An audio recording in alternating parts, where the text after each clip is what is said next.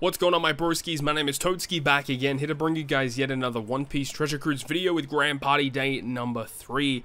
We're about halfway now through the Grand Party season, and so far, like, nothing really too crazy or noteworthy to really report on today in terms of stuff that I found. One thing I guess I could mention is I have noticed at least a lot of people not opting to change their Grand Party leaders after they actually play for the day, so I want to keep reiterating that. Make sure at a bare minimum to change your Grand Party leader to make it easier for other players to reach their victories. I really hope people continue to do it because you really just should. Like, come on. You get nothing for defending in Grand Party. Just take a little bit of time. Like, it literally takes like 10 seconds out of your day to go in, change your leader, and then when you start playing, change it back, you know what I mean? But anyways, in terms of the first opponent that we're having a look at here, luckily we did find a randomized team, so that is awesome, right? Again, I kind of talked about it yesterday. I am using the quick team still. I didn't have to change it. I was going to change the quick team out for something else if I like had to just, you know, if I was going to use the quick team against something random, I was going to end up changing it. But luckily for me, I didn't really have to change it today, which is good because changing teams can be a little bit annoying in Grand Party. I was actually playing a bit of Grand Party for my wife Karissa, and she actually had a slasher team still, and I was just trialing the slasher team out just to see how it would go. Slashers honestly still might be the wave this season, all things considered, but it does depend on the characters that you have on your slasher team. That can really alter how good or bad they may be in this season, but we'll see how things go. But as for this first match, it is going to be a pretty clean victory for us.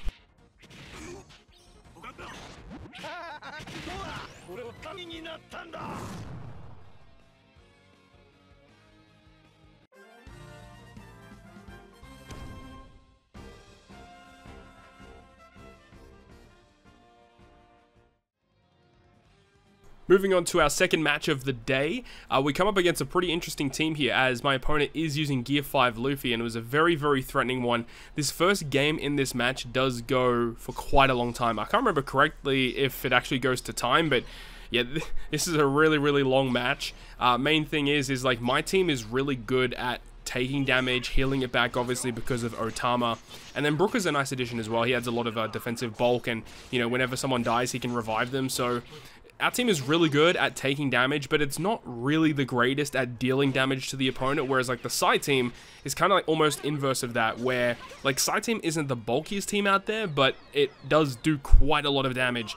So it's like a little bit of back and forth against my opponent, and especially because, you know, we've got characters that don't deal damage like Otama, Nami Karina, as well as Zoro. Well, Zoro does pseudo damage, I guess, with his counters and stuff, but Nami Karina consistently reversing their specials really halts the damage that my opponents are going to be doing, so we're kind of just, you know, stalling things out, slowly whittling away at my opponent's health because they don't have healers. And Nami Karina, obviously one of the best, if not the best, Rumble unit currently. I mean, Nami Karina and S-Hawk are probably the two best Rumble units currently in Pirate Rumble. They're just phenomenal characters.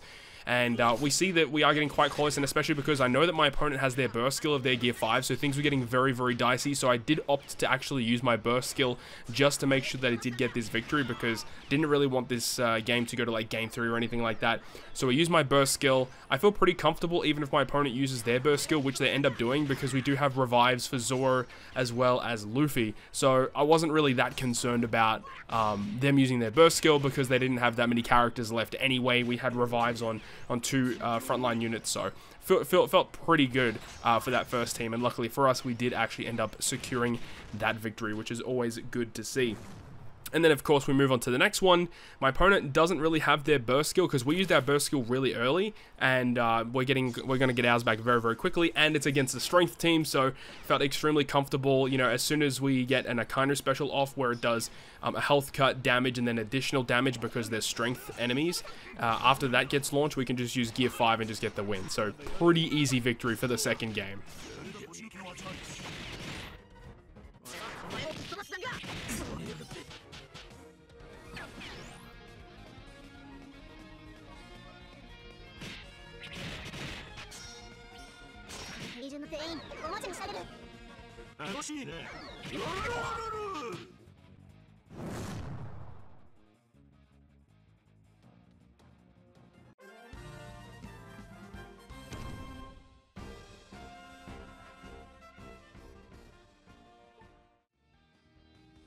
Alright, so having a look at our third game of today, this one is actually kind of interesting. So we're going up against a slasher team, and I was talking a little earlier in this video about how slasher teams could be a little bit scary to take on, but again, luckily for us, like, it's not really that big of a deal. So the slasher team I thought was going to be a little bit more concerning, but it did take a bit more time, of course. Still, Nami, Karina being really good here. My opponent does have Cracker on their front line, which does give them additional special CT, so it means that it does offset a little bit of the special reverse or the special CT reduction that they received during this season.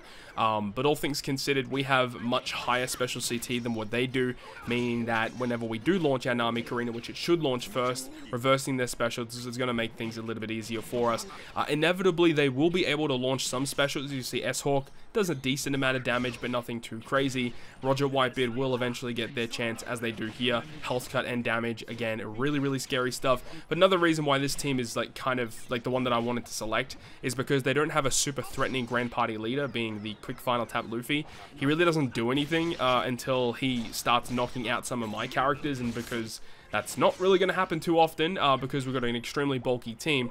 Wasn't really too concerned about that in particular. Another reason why I selected this specific opponent to go against is because their secondary team is a strength team, and I know that Quick are very good this season. I've had a lot of success with Quick this season against strength opponents, so I knew as long as I was able to secure one additional victory, we're pretty much going to be in the driver's seat, especially because we don't really need a burst skill in order to kill the strength team, so that's not really a big issue at all. So a very easy final game of day number 3. Make sure to change your Grand Party leader. There's going to be a little clip of me doing that at the end of this video, as well as make sure to stay till the end and have a look at what I got from my legend ticket, because I did get a brand new legend, so make sure to go ahead and stick around for that. Hopefully you enjoyed it. If you did, make sure to go ahead and leave a like, and if you want to stay up to date with all the content I post, including more One Piece Treasure Cruise content, make sure to hit the subscribe button down below. On that, guys, I'll see you guys within the next video.